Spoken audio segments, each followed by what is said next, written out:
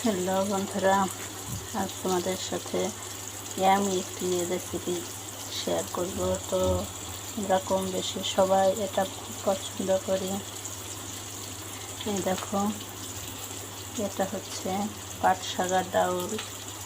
আমি এভাবে সিদ্ধ করে রেখেছি। তো কীভাবে সিদ্ধ করেছি, রান্না করতে হবে প্রথম থেকে শেষ পর্যন্ত পুরো ভিডিও দেওয়া আছে, দেখে নিও।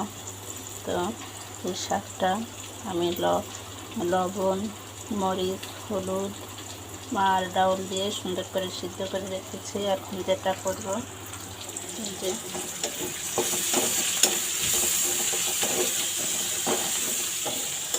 পেঁয়াজ রসুন দিয়ে ফোড়ন দিয়ে দিলাম। আর দেব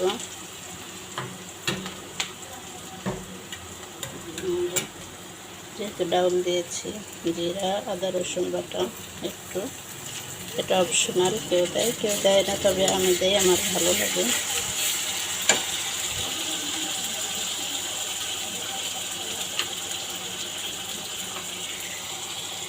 বন্ধুরা, এবার এই যে সিদ্ধ করে রেখেছিলাম শাকটা, এটা দিয়ে দেবো।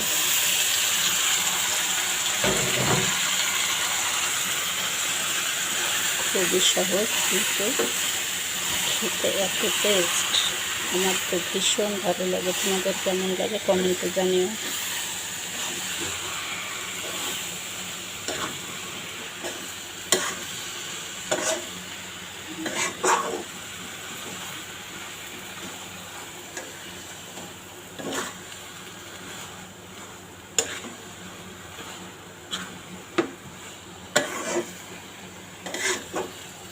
সুন্দর করে উল্টে পেল্টে এভাবে মিশিয়ে দেবে, ব্যাস হয়ে গেল।